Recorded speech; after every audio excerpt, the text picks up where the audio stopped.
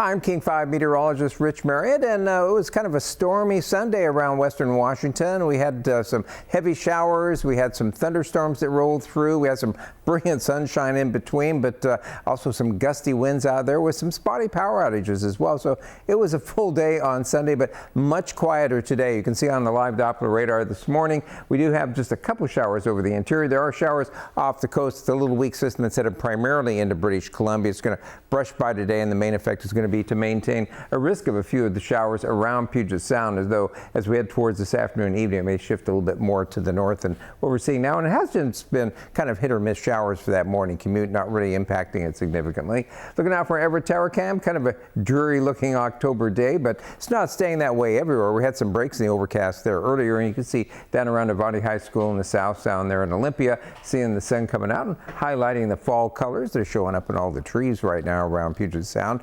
Our first alert 7-day forecast, we get a little bit of a chance to catch our breath today and tomorrow, as a matter of fact. Not a lot going on. Should dry out tomorrow with the partly sunny skies, but then we get a system moving in which is going to turn it fairly wet later Thursday into Friday. Might be a little breezy in spots, and then we have an atmospheric river that kind of moves through here with a series of waves along that river that's going to be giving us rain at times and blustery winds over the weekend. Not expecting major impacts like in terms of flooding or such, but we'll definitely see a very wet weekend, and it will be a little breezy at times for sure.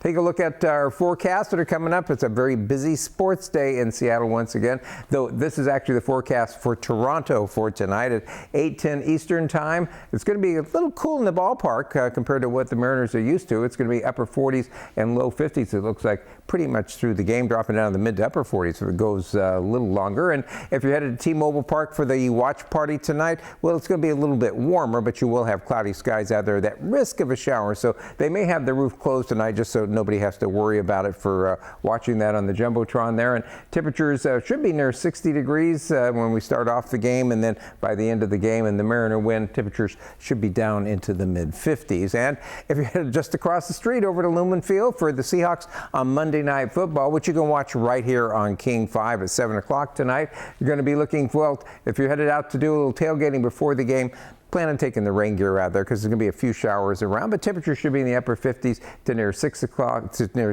60 degrees, and then we're going to be looking for those temperatures dropping into the mid 50s during the course of the game. Looking at the satellite image, you can see that little weak system that's going to be moving north of us today, maintaining that chance of showers. There's a little bit of high pressure embedded in there that will move through Tuesday to give us just a partly sunny day, but kind of lined up out here in the Pacific. This system is going to probably push in on Wednesday, giving us a round of rain, and then tucked around the corner there is that area of a little atmospheric river that's going to be pushing in here with some ripples on the back of it, keeping it kind of moving through with rain pretty much through the weekend and those gusty winds I was talking about. If we take a look at the computer model, you can see for today, pretty much keeping it up to the northwest and the north of us. And then as we head into Tuesday, we do get a chance to dry out pretty much. And moving on into Wednesday, you can see by afternoon on Wednesday, we're going to see that rain beginning to move in. Just a quick hit of rain out of this one. It moves right on through, and it's going to be giving us a chance of just seeing a little bit of a break maybe on Thursday with just a couple showers before we get into that wet pattern that's going to stick with us through the weekend. Temperatures today, well, we're going to be mostly in the mid to upper 50s Everett northward, and then once you get down south of Everett, those temperatures in the upper 50s and low 60s. Tomorrow we're going to be seeing partly sunny, temperatures right around 60 degrees. Wednesday, increasing rain in the afternoon, a little warmer though with that in the upper 50s and low 60s. Initially a little warm front moving in.